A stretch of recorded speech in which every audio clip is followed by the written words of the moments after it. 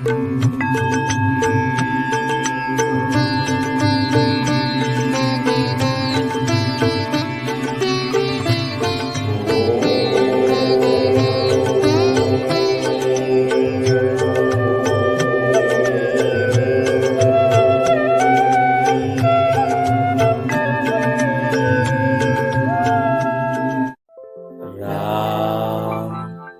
राम राम।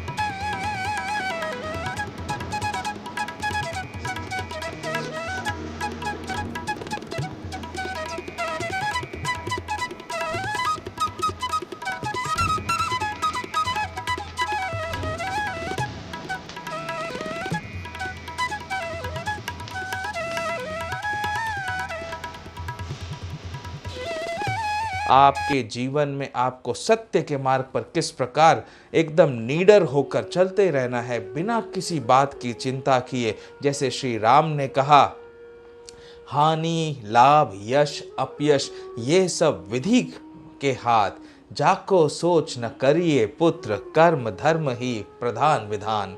तो जैसे राम ने कहा, आप हानि में दुखी मत होइए, लाभ में खुश मत होइए, समभाव से रही है। जब हानि होती है तो लाभ भी होगा, लाभ होता है तो हानि भी होगी। यश अपयश ये तो जीवन का चक्कर है, चलता ही रहेगा, इसका सोच न करिए। और सोच को छोड़कर प्रभु का चिंतन करते हुए अपने धर्म कर्म को करते रहिए। वही सबसे प्रधान विधान है। भाग्य और कर्म के अनुसार आपको फल प्राप्त होता रहेगा। जो कर्म करो भगवान के चरणों में अर्पण कर दो, और देखो कितना सुंदर और कितना मधुर जीवन बन जाएगा, और कितनी प्यारी निद्रा आएगी। रात्रि के समय एकदम सुकून की निद्रा आप लोगे, और जीवन एकदम खुशहाल होगा। चाहे कितने भी बड़े से बड़ा कष्ट क्यों ना हो जीवन के अंदर, कितने भी बड़े से बड़ा दुख क्यों ना हो जीवन के अंदर, फिर भी आपका अंतर्मन शांत रहेगा।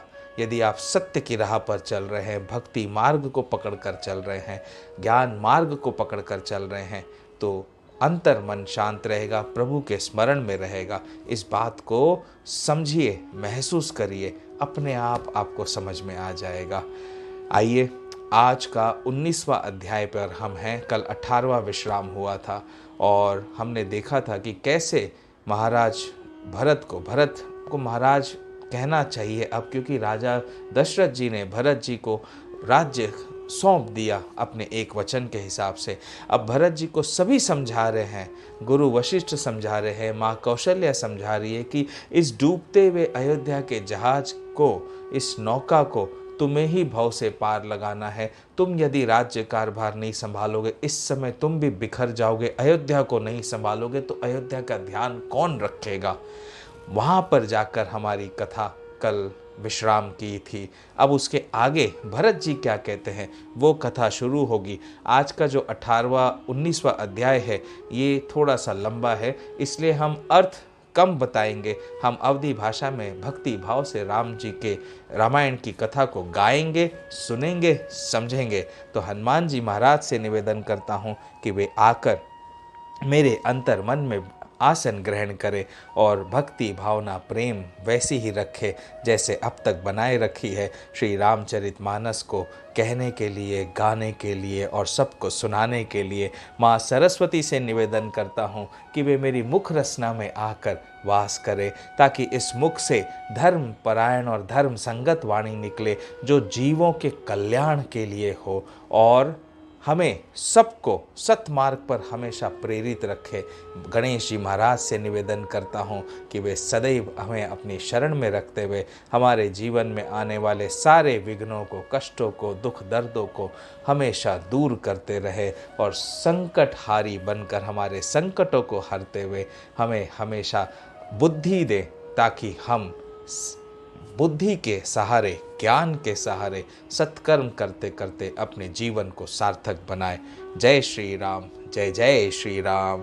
श्री राम जय राम, जय जय राम। श्री राम जय राम, जय जय राम। श्री राम जय राम, जय जय राम। श्री राम जय राम, जय जय राम। श्री राम जय राम, जय जय राम। श्री राम जय राम, जय जय राम। राम मेरे राम राम राम राम। श्री राम जय राम।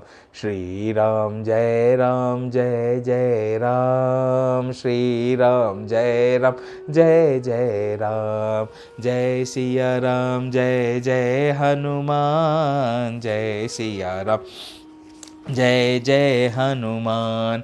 जय सिया राम, जय जय हनुमान। जय सिया राम, जय जय हनुमान। जय सिया राम, जय जय हनुमान। जय सिया राम, जय जय हनुमान। जय सिया राम, जय जय हनुमान। जय सिया राम, जय जय हनुमान। जय सिया राम, जय जय हनुमान। जय सिया राम, जय जय हनुमान। जय सिया राम, जय जय हनुमान। जय सिया राम, जय जय हनुमान। जय सिया राम, जय जय हनुमान। जय सिया राम, जय जय हनुमान। जय सिया राम, जय जय हनुमान। जय सिया राम, जय जय हनुमान। बोलो सियावर रामचंद्र जी की जय। पवन सुत हनुमान जी की जय। उमापति महादेव की जय। शिव शंकर पार्वती माता की जय। बोल नंदीश्वर बाबा की जय। बोलो जयकारा बोल मेरे श्री गुरु महाराज की जय। जय श्री राम, जय जय श्री राम। तो कथा शुरू करने से पहले एक क्षेपक कथा। देखिए, रामचरितमानस में बीच बीच में क्षेपक कथा यानी ऐसी कथाएं आती हैं जो रामायण के जो ये कथा का प्रवाह चल रहा है, इसके बीच बीच की घटनाओं को, छोटी छोटी घटनाओं को अच्छी तरह से समझा कर कहा गया है। तो सबसे पहले आज हम उस क्षेपक कथा को जानते हैं, उस समय का जब तब वशिष्ठ मुनि समय सम कहे अनेक इतिहास। शोक निवार्यो सभई कर निज विज्ञान प्रकाश। सियावर राम, जय जय राम। मेरे प्रभु राम, जय जय राम। तो जब महाराज दशरथ जी सुरपुर सिधार जाते हैं, उस समय सारा रनिवास विकल हो उठता है और महाराज दशरथ जी के सुरपुर सिधारने की वजह से पूरी अयोध्या नगरी में कोलाहल होता है। उस समय गुरु वशिष्ठ जी आकर सबको समझाते हैं। तो वहाँ से जुड़ी हुई गुरु वशिष्ठ जी द्वारा जो उन्होंने काफ़ी सारे राजाओं का वर्णन दिया है, अयोध्या नगरी से जुड़े हुए रघुकुल वंश के राजाओं का वर्णन, उनकी कथा है एक क्षेपक कथा। उसे हम सुनते हैं ध्यानपूर्वक। हमारा तुलसीदास जी कृत रामचरितमानस कैसी कथा कहता है। तो वशिष्ठ जी बोले, हे कौशल्य, क्या हम और क्या तुम, ये सुख तथा दुख का भोग जो है सबके लिए है। तो वशिष्ठ जी कह रहे हैं, क्या तुम और क्या हम, सुख और दुख का भोग सबके लिए है। अंत में सबकी मृत्यु है, कोई भी यहाँ पर अमर नहीं है। तो फिर तुम क्यों शोक करती हो। देखिए, जब दशरथ जी चले गए या अपने परिवार का भी कोई चला जाता है तो हम बड़े दुखी हो जाते हैं, बड़े शोकाकुल हो जाते हैं।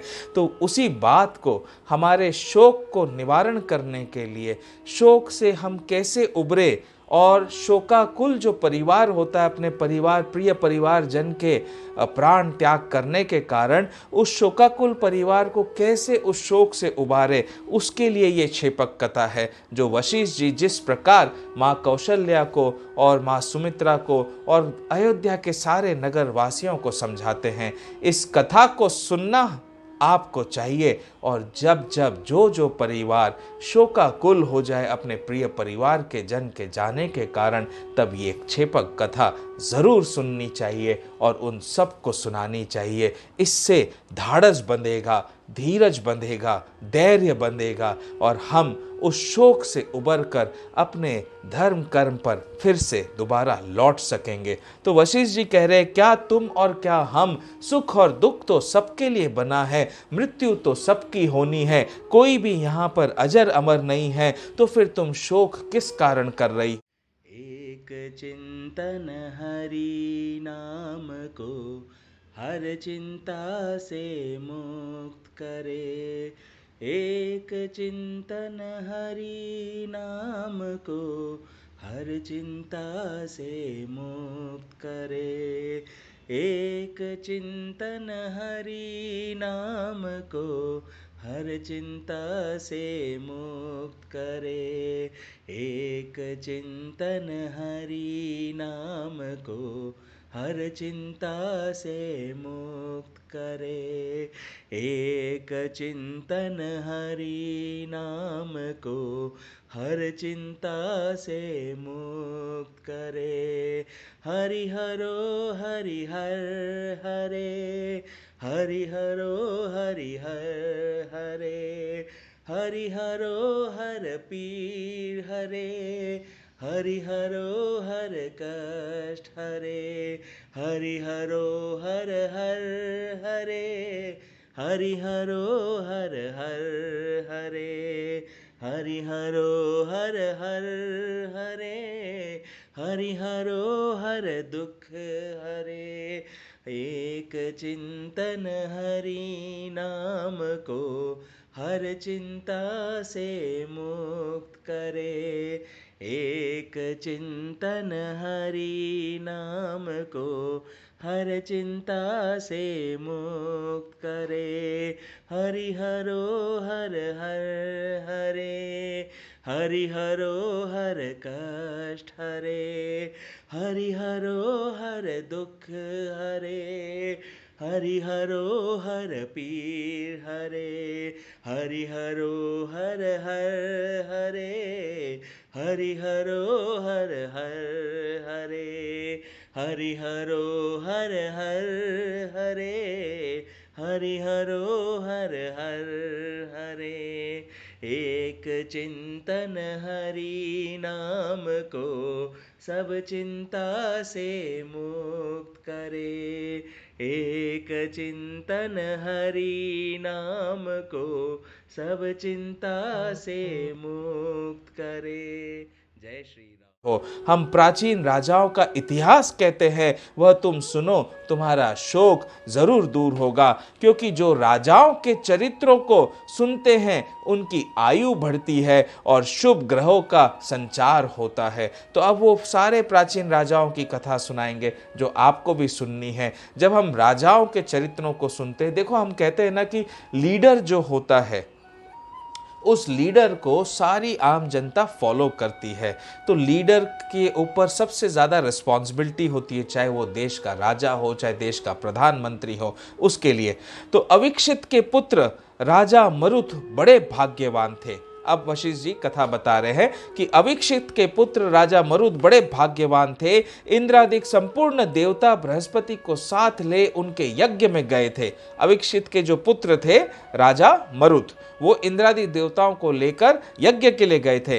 राजा ने कीर्ति में इंद्रलोक को भी जीता था। बृहस्पति और इंद्र की प्रीति के लिए इन राजा की यज्ञ क्रिया का संपादन करना स्वीकार कर उस कार्य को संवर्त ने निर्वाह किया था। था। उनके राज्य में पृथ्वी बिना ही जोते धान्य को उत्पन्न करती थी और उनके यज्ञ में देवता सोमरस को पान कर अत्यंत तृप्त हुए थे। और उन महाराजा ने देवता, मनुष्य, गंधर्वों को इतनी दक्षिणा दी थी कि जिसको वे उठा नहीं सकते थे। ऐसे थे राजा मरुत। हे कौशल्य, वे राजा तुमसे बहुत धार्मिक और ज्ञानी तथा वैराग युक्त थे। मतलब तुम जितनी धार्मिक हो, वैराग युक्त हो और ज्ञानी हो, उससे भी ज्यादा वे राजा धार्मिक, वैराग युक्त और ज्ञानी थे। और जो सब जब यह भी मृत्यु को प्राप्त हुए तो तुम इन अपने पति का शोक क्यों करती हो। तो वशिष्ठ जी कहते हैं कि ऐसे राजा भी जिन्होंने इंद्रादि के पद को भी प्राप्त कर लिया था, जिन्होंने इतने यज्ञादि दान किए, जिन्होंने इतना दान दिया देवताओं को कि पूछो मत, जो तुमसे भी सबसे ज्यादा धर्मज्ञ, तुमसे भी ज्यादा वैराग्य, तुमसे भी ज्यादा वो सबकी सेवा करने वाले, प्रेम करने वाले थे, ऐसे राजा की भी मृत्यु हो गई तो तुम क्यों महाराज दशरथ के जाने पर शोक करते हो। हे कौशल्य, उतथी के पुत्र सुहोत्र भी मृत्यु को प्राप्त हुए। अब उतथी जो थे उनके भी पुत्र सुहोत्र भी मृत्यु को प्राप्त हुए, जिनके राज्य में इंद्र ने 1 वर्ष तक सुवर्ण की वर्षा की थी। देखो, ये सुहोत्र जो थे, उतथी के पुत्र, इनके राज्य में देवराज इंद्र ने 1 वर्ष तक सोने की वर्षा की थी। वसुमती यथार्थ नाम से उनके राज्य में थी।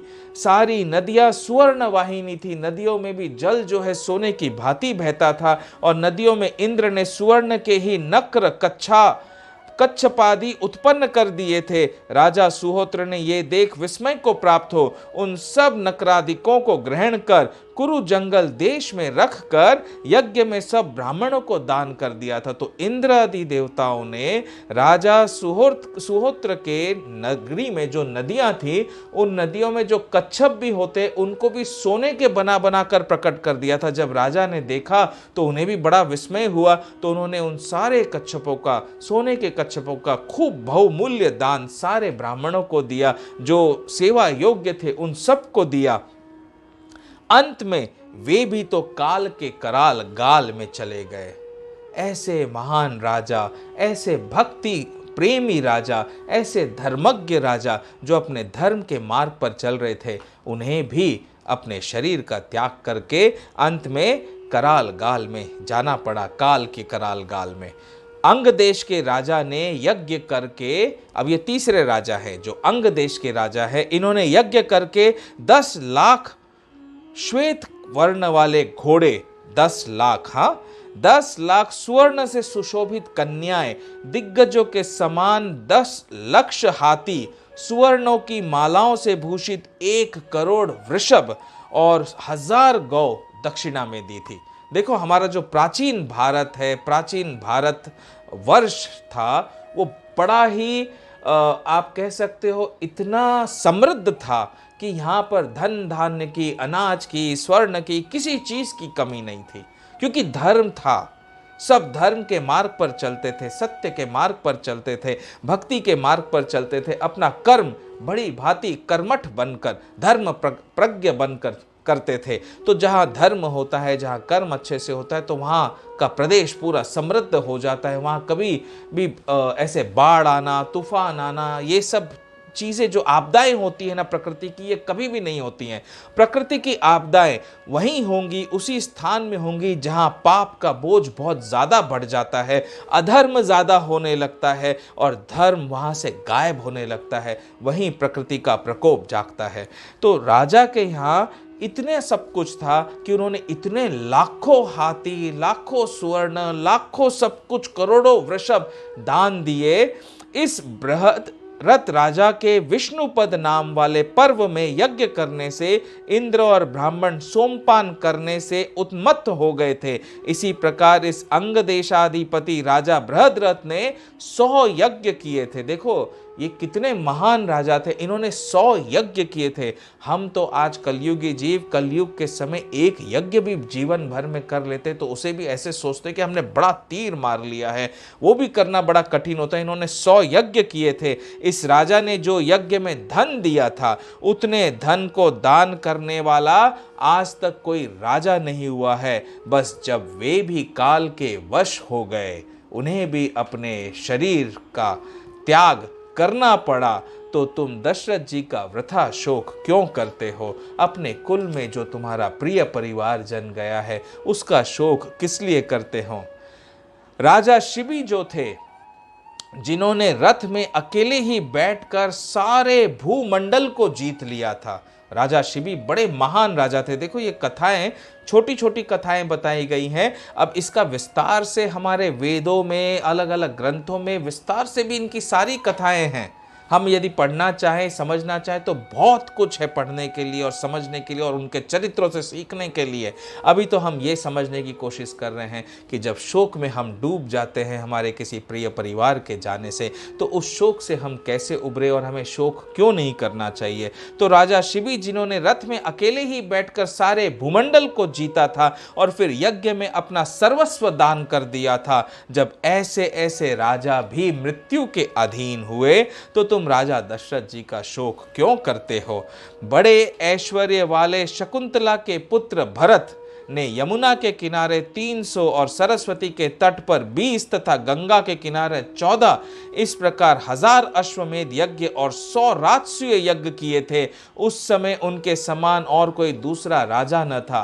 राजा भरत को तो सभी कोई जानते हैं, जिनके कारण हमारे भारतवर्ष का नाम भारतवर्ष पड़ा। इंडिया तो ये ब्रिटिशरों ने नाम दे दिया था, हकीकत में तो हमारा जो देश है इसका नाम भारत राजा भरत की वजह से पड़ा, और इस देश का नाम होना भी भारत ही चाहिए। समझे? ये हिंदुस्तान नाम और इंडिया नाम, ये सारे नाम बाद में आए हैं। पहले तो ये भारतवर्ष था, जहाँ पर कोई जाति भेदभाव नहीं होता था, किसी प्रकार का कभी कभी भेदभाव नहीं होता था। सब धर्म प्रज्ञ थे, धर्म के मार्ग पर चलते थे। चाहे क्षत्रिय हो, चाहे वैश्य हो, चाहे ब्राह्मण हो, चाहे सेवादार हो, ये सब के सब अपने अपने कर्मों को करते थे और कोई ऊंचा नीचा बड़ा नहीं होता था। सबको पता था किसका आदर करना है, किसका सत्कार करना है। एक क्षत्रिय भी है, ब्राह्मण का सत्कार करता था, वैश्य और शूद्र का भी सत्कार करता था, उनकी रक्षा भी करता था, और शूद्र वैश्य भी क्षत्रिय की रक्षा सम्मान करते थे, उनका ध्यान करते थे। सब में आपस में प्रेम भाव था। तो ऐसे प्रेम भाव में भरत राजा ने इस भारतवर्ष का निर्माण किया था। तो उन्होंने इतने सारे अश्वमेध यज्ञ किए, उस समय उनके समान और कोई दूसरा राजा न था। राजा भरत ने यज्ञ वेदी का विस्तार कर और असंख्य घोड़ों को बांधकर महर्षि कण्व को 1000 पद्म द्रव्य सहित घोड़े दान कर दिए थे। हे कौशल्य, देखिए ऐसे महान भरत राजा को भी काल के ग्रास में जाना पड़ा। मृत्यु तो उनकी भी हुई, शरीर तो उन्हें भी त्यागना पड़ा। तो आपके परिवार में यदि कोई शोकाकुल आपका प्रियजन गया है, तो आप क्यों शोक कर रहे हैं? उस आपके प्रियजन ने अपने जीवन में जो कर्म करने थे, जो धर्म करने थे, वो उन्होंने किए, और वो सारे धर्म कर्म करके अब वे आगे के मार्ग पर बढ़ना चाहते हैं। तो शोक करके उन्हें आप रोकिए नहीं। एक समय राजा भगीरथ एकांत स्थान में बैठे थे। अब देखिए भगीरथ जी की कथा है। तो एकांत स्थान में बैठे थे और उनकी गोद में गंगा जी विराजमान थी। भगीरथ जी तो कौन है आप सब जानते हैं, हम सब जानते हैं, जो गंगा माँ को धरती पर लेकर आए शिव जी से प्राप्त करके। इसी कारण गंगा का नाम उर्वशी हुआ। गंगा ने राजा भगीरथ को पिता के समान माना था। इसी कारण आज तक गंगा का नाम भागीरथी भी प्रसिद्ध है, क्योंकि उनको गंगा माँ ने पिता का सम्मान दिया था। उन्हीं राजा भगीरथ ने यज्ञ में स्वर्ण से शोभायमान 10 लाख कन्याएं दक्षिणा में दी थी। वह कन्याओं का समूह 4-4 घोड़े वाले रथों में स्थित था। एक एक रथ के पीछे स्वर्ण की मालाओं से भूषित 100-100 हाथी, एक एक हाथी के पीछे 100-100 गौएं, और प्रत्येक गौ के पीछे 1000-1000 मेढ़े और बकरी दान की थी। सो वे भी काल के मुख में गए। तो फिर दशरथ जी के प्रति तुम्हारा शोक एकदम ही निरर्थक है, क्योंकि काल के मुंह में तो सबको जाना है, उससे कोई नहीं बचता है, ना तुम, ना मैं, ना संसार में रहने वाला कोई भी जीव। कितना ही भगवान का भक्त क्यों ना हो, कितना ही भगवान का प्रेमी क्यों ना हो, समय आने पर तो उस जीव को प्राण का त्याग, शरीर का त्याग करके अपने प्राणों की आहुति देनी है। राजा दिलीप जो थे, इन्होंने भी यज्ञ करके धन तथा रत्नों से परिपूर्ण पृथ्वी दान कर दी थी। उनके पुरोहित ने प्रत्येक यज्ञ में 1000-1000 हाथियों की दक्षिणा ली थी और यज्ञ में स्वर्ण के खंबे गाड़े गए थे। इंद्रादिक संपूर्ण देवता यज्ञ की स्वर्ण भूमि में स्थित थे। गंधर्व नृत्य करते थे और गंधर्वों के राजा विश्वावसु गान कर रहे थे। जिन्होंने राजा दिलीप को आंखों से देखा था, वे भी तो स्वर्गवासी हुए। निदान जब ऐसे पुण्यात्मा, ऐसे महान आत्मा, ऐसे भगवान के भगवत प्रेमी भक्त और ऐसे धर्मज्ञ कर्मठ भक्त भी काल का कलेवा हुए, तो आप किस चीज का शोक कर रहे हैं, किसके लिए दुख कर रहे हैं? आपके साथ जो जीव रहा इतने जीवन भर, उसने अपने धर्म कर्म को निभाते हुए, आपको प्रेम देते हुए, वो अब अपने आगे के मार्ग पर बढ़ चला है, तो शोक किस बात का? जाना तो सभी को पड़ता है, कोई भी यहाँ पर स्थिर नहीं है, कोई भी यहाँ पर रुक नहीं सकता है। राजा युवनाश्व के पुत्र मांधाता ने एक दिन में सारी पृथ्वी को जीत लिया था। एक दिन में मांधाता ने सारी पृथ्वी को जीत लिया था। इतनी शक्ति, इतना पावर, इतना ताकत था। देखो यहाँ पर हम तो मतलब कोई एमएलए बन जाता है या कोई बड़ा नेता बन जाता है या पुलिस में कोई बड़ी पदवी मिल जाती है या कोई बड़ा डॉक्टर बन जाता है, तो इतना अहंकार हो जाता है किसी किसी को कि हमने तो पता नहीं कितना बड़ा गढ़ जीत लिया है। ये राजा मांधाता वो थे जिन्होंने एक दिन में सारी पृथ्वी को जीत लिया था।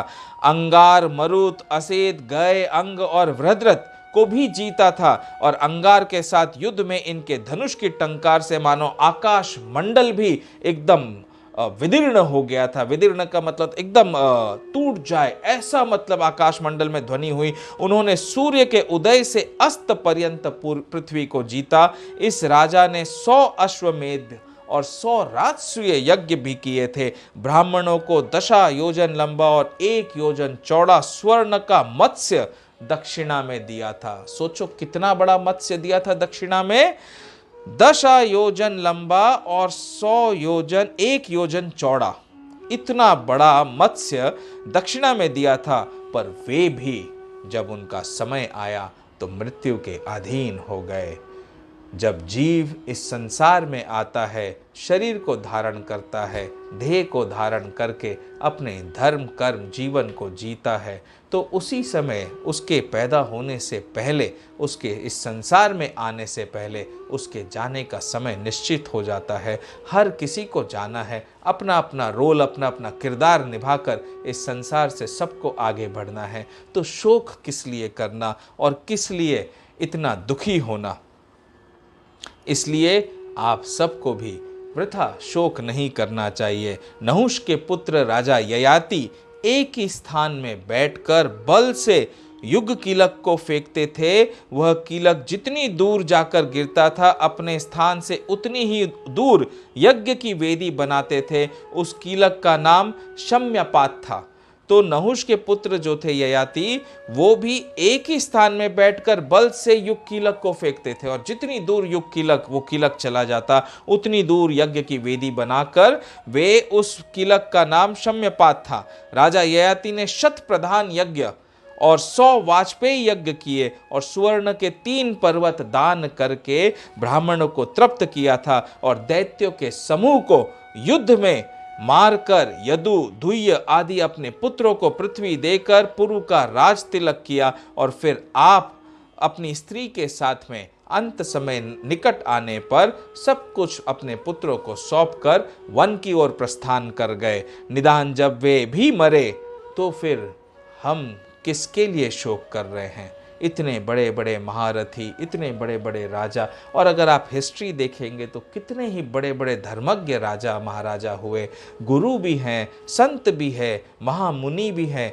उन सबको प्राण त्याग कर जाना ही पड़ता है। शरीर का त्याग तो करना ही है। मृत्यु तो सबकी आती है, काल तो सबको खाता है। राजा नभाग के पुत्र अम्बरीश अपनी प्रजा से बहुत प्रीति रखते थे, बहुत प्रेम करते थे। राजा नभाग के पुत्र जो अम्बरीश है, इनकी भी कथा बड़ी दिलचस्प है। उन्होंने यज्ञ में स्थित 10 लाख राजाओं को ब्राह्मणों की सेवा में नियुक्त कर दिया था। वे सब राजा ब्राह्मणों को दक्षिणा के रूप में दिए थे, परंतु जब वे भी मृत्यु के वश हो गए तो हम किस बात का और किसके लिए शोक कर रहे हैं? तो आगे वशिष्ठ जी कहते हैं कौशल्या माता से कि हे कौशल्य, राजा शशिबिंदु के 10 लाख पुत्र थे।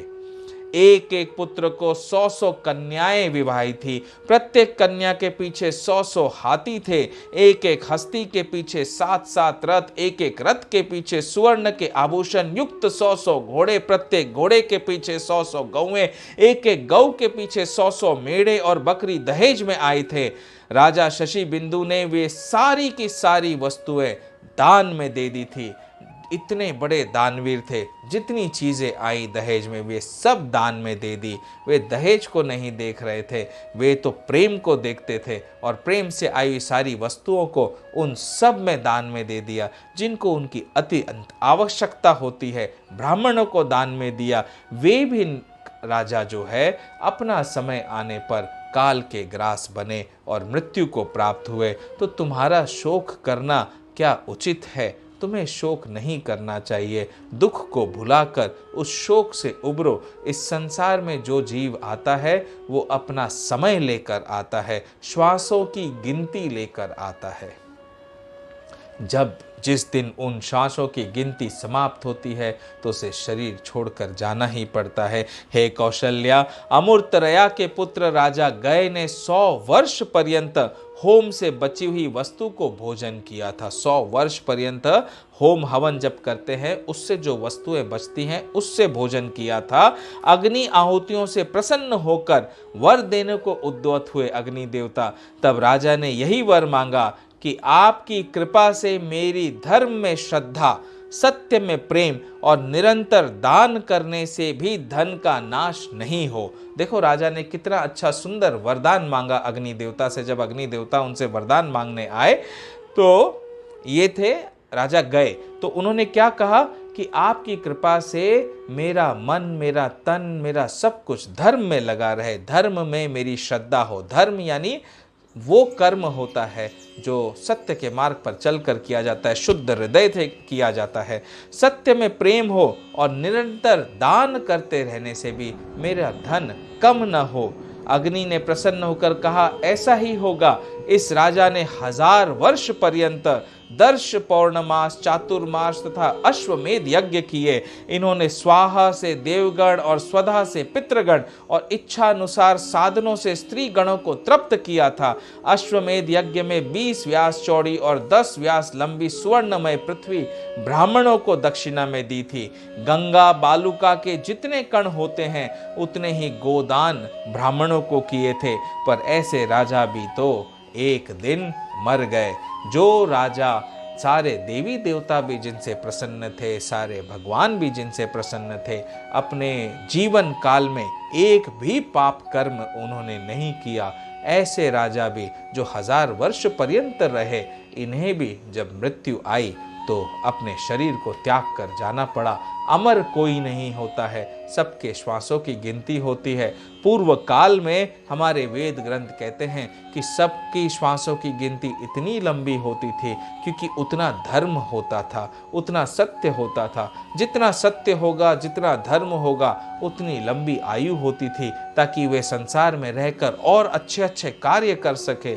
लेकिन जहाँ पाप बढ़ता है वहाँ इंसान की, जीव की आयु कम होते जाती है। आज कलयुग में हम 70-80 वर्ष भी अगर जी जाता है जीव, उतना वर्ष भी मिल जाता है तो बड़ा भाग्यशाली कहा जाता है। तो हमारे पास में जितनी श्वासों की गिनती है, उनमें एक भी श्वास को हमें व्यर्थ नहीं गंवाना चाहिए। गुरु वशिष्ठ यही कह रहे हैं कि शोक में अपना समय न गंवाओ, शोक मत करो, क्योंकि जो आता है उसे जाना ही जाना है।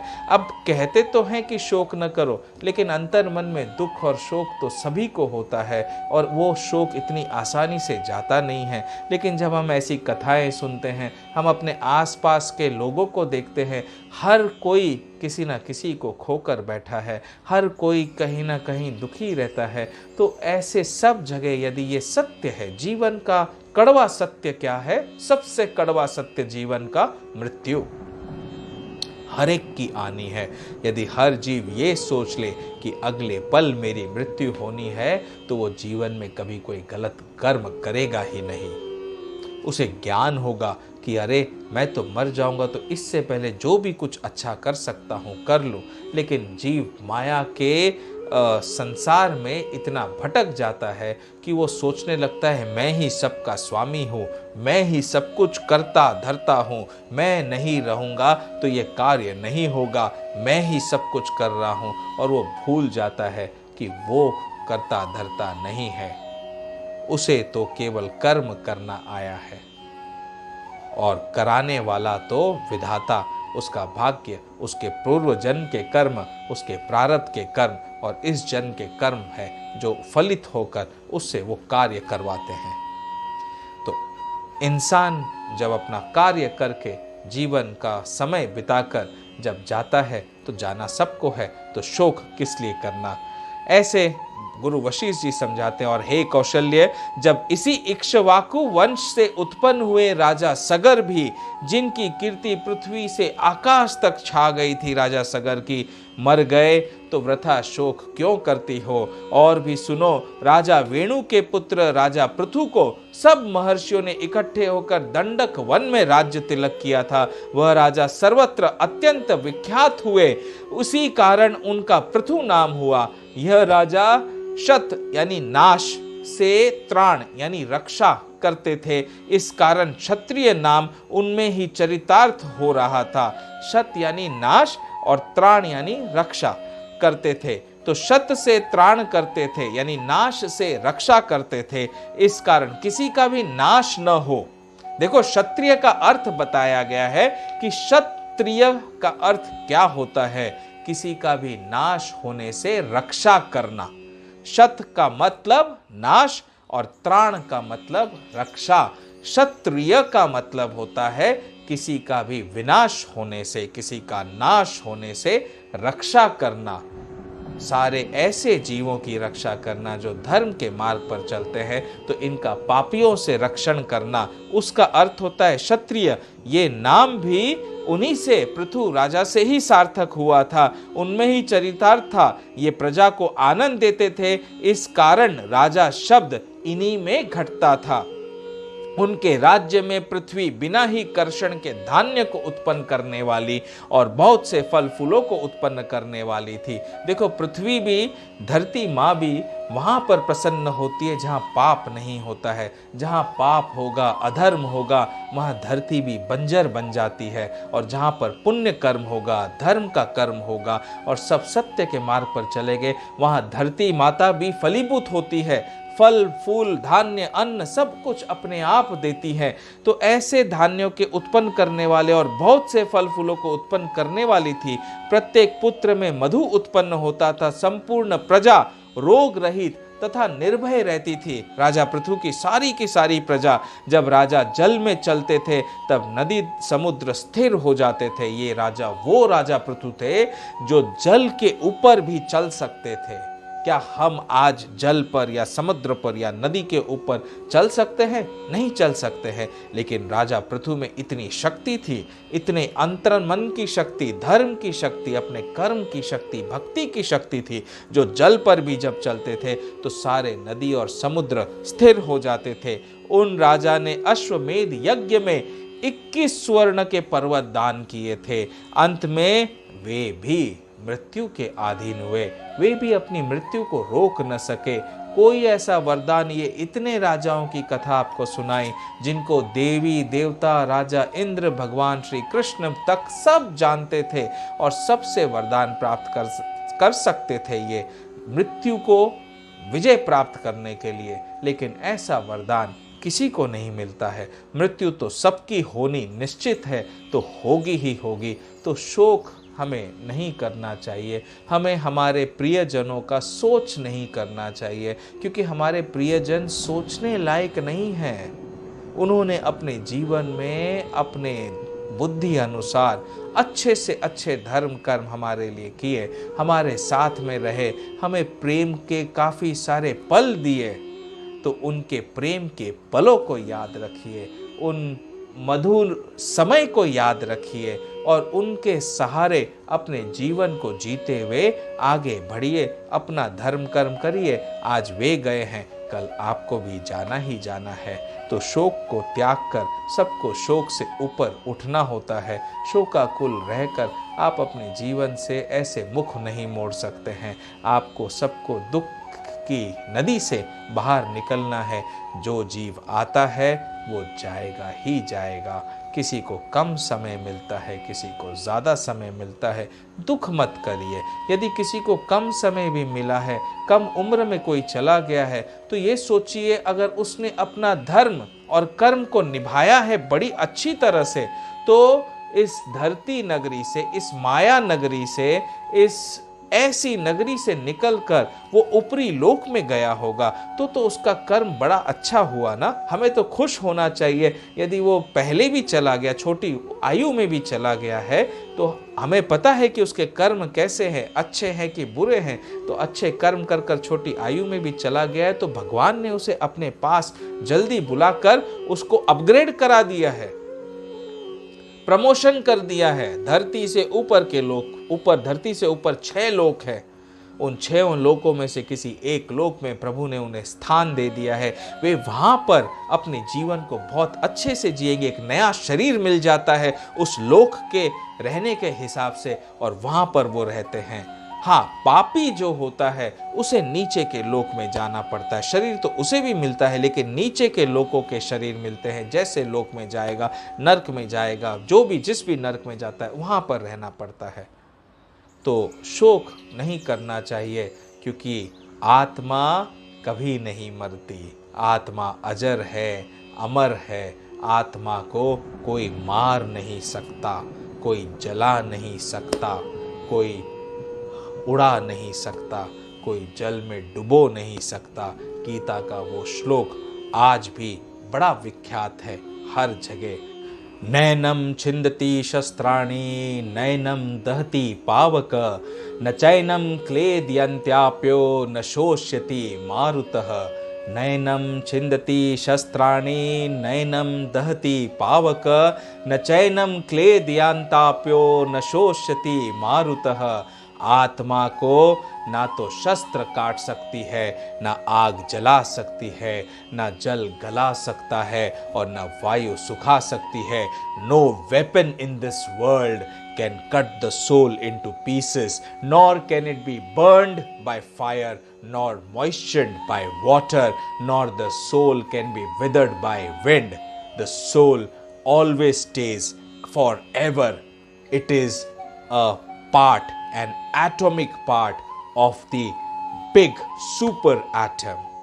That is परमात्मा। परमात्मा का अंश है आत्मा। जैसे हम बोलते परम अणु से अणु निकलता है, वैसे परमात्मा से आत्मा आती है। तो आत्मा कभी नहीं मरती है, बस शरीर बदलता है, क्योंकि एक शरीर वो जब धारण करती है, उस शरीर के द्वारा वो सारे कर्म करके उस शरीर का जब विदर्ण होना चालू होता है। देखो, संसार में भी हम जब भी कोई भी वस्तु बनाते हैं, हर एक का एक लाइफ स्पैन होता है, डिप्रिसिएशन हर चीज़ होती है, तो हर एक का लाइफ स्पैन होता है। वो लाइफ स्पैन शरीर का समाप्त होने पर आत्मा उस शरीर को त्याग कर अपने कर्म फल के हिसाब से उसे दूसरा शरीर प्राप्त होता है, और आत्मा उस शरीर को प्राप्त करके अपने कर्म फल अनुसार उस लोक में जाकर रहती है। तो शोक क्यों करे और किस लिए करे? कहना बड़ा आसान लगता है। देखो, मैं भी आपसे कह रहा हूँ कि आप शोक मत करिए, लेकिन दुख तो होगा, शोक भी होगा, आंखों में अश्रु भी आएंगे, शुरू शुरू में ज़्यादा आएंगे, शोक भी ज़्यादा होगा। धीरे धीरे हम संसार के कर्म में जब अपने आप को संलग्न कर लेंगे, तब हमारा शोक कम होना शुरू होगा। लेकिन उस शोक का पूरी तरह से चले जाने का अर्थ ये नहीं होता है कि उस प्रियजन के लिए प्रेम चला गया। प्रेम तो अंतर मन में सदा रहेगा, याद उनकी हमेशा बनी रहेगी। उनकी मेमोरेबल मोमेंट्स को याद कर करके समय समय पर आंखों में अश्रु की धारा भी आएगी, दिल में दुख भी होगा, लेकिन फिर भी इस दिल को कठोर रखते हुए, इन सारी घटनाओं को याद रखते हुए कि मृत्यु तो सबकी आती है, सबको जाना है, हमें अपने कर्म धर्म को करते रहना है। इसी के साथ यदि मुझसे कुछ भी कथा कहने में, बोलने में, सुनाने में कोई भी प्रकार की भूल चूक हुई हो तो मैं आप सबसे क्षमा चाहता हूँ। लेकिन मेरा उद्देश्य, इंटेंशन केवल एक ही है, ताकि हम सबको समझा सके कि हमारे प्रियजन के जाने पर शोक और दुख तो होता ही होता है, लेकिन उस शोक से हमें उबरना पड़ता है, आगे बढ़ना पड़ता है, अपने बाकी के परिवारजनों का ध्यान रखते हुए अपने सारे कर्म और धर्म हमें करने ही करने होते हैं।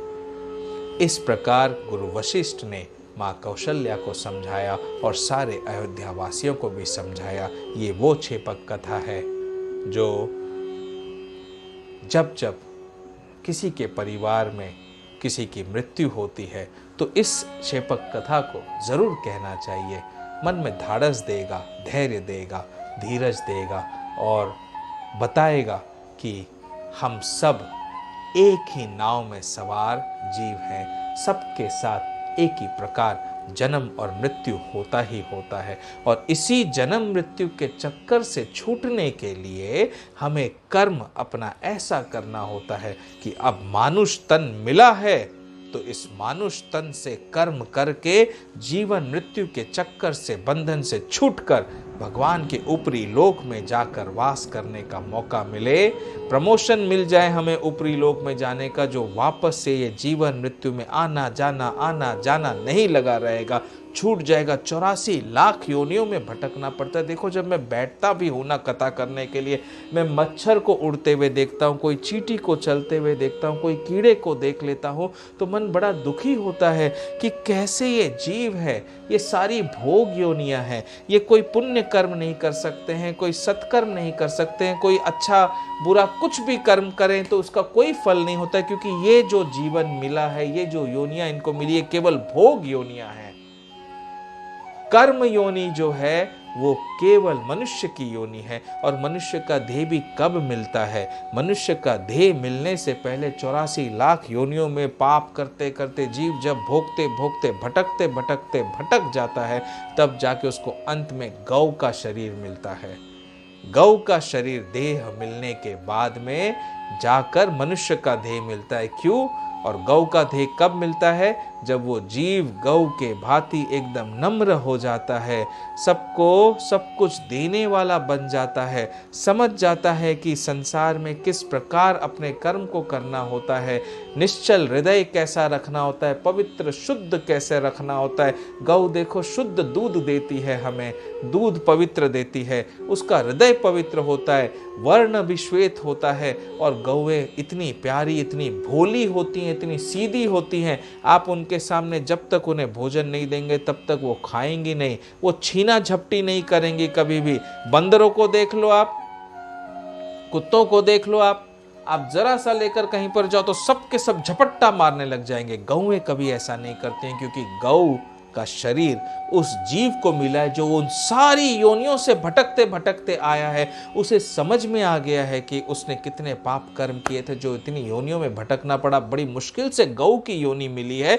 तो इस जीवन में सीधे भाव से, सरल भाव से रहते हुए रहे और अगला जीवन मनुष्य का मिलेगा। तो जब मनुष्य का देह मिलता है तो कर्म अपने अच्छे कर कर इस जीवन मृत्यु के चक्कर से छूटने का रास्ता ढूंढिए,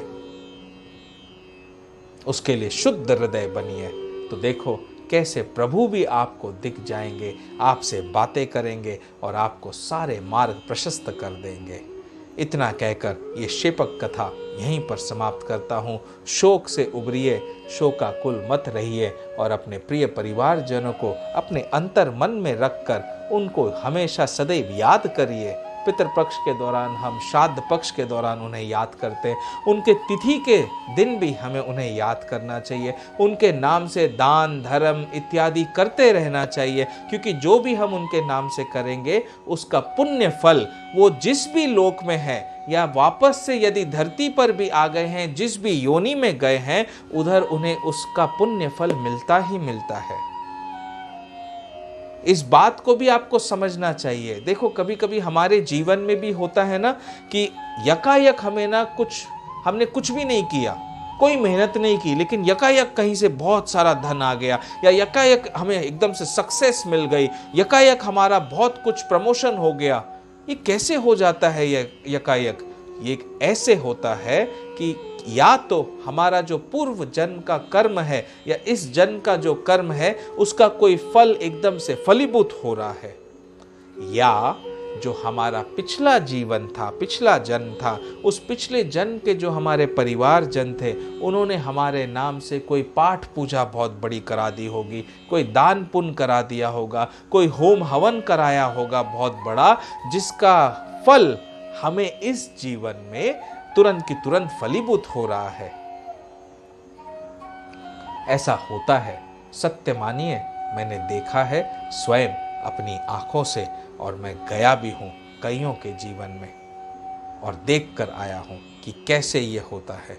तो इस बात को मानिए, जो भी आप कर्म करते हैं अच्छा कर्म करके अपने परिवार जन के लिए करोगे, वो उनके लिए पुण्य का फल उनको मिलेगा ही मिलेगा। तो शोक में नहीं रहना है आपको, बस अपने परिवार को याद करते हुए अपना जीवन बिताइए और धर्म कर्म अपना करते रहिए। जय श्री राम, जय जय श्री राम।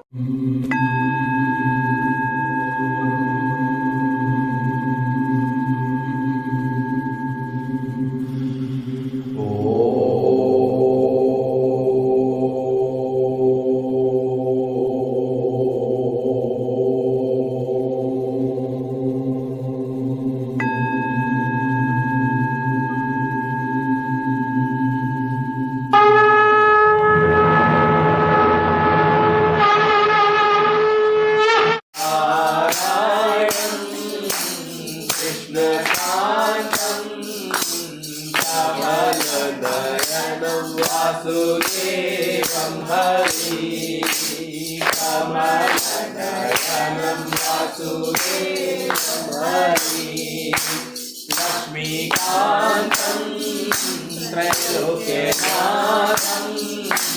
लक्ष्मीकान्तं त्रैलोक्यनाथं विश्वनाथं हरे मुरारी विश्वनाथं हरे मुरारी श्रीधरं माधवं गोपिकावल्लभं श्रीधरं माधवं गोपिकावल्लभं राघवेन्द्रं राजाराम हरि राघवेन्द्रं राजाराम हरि नारायणं कृष्णकान्तं कमलनयनं वासुदेवं हरि कमलनयनं वासुदेवं हरि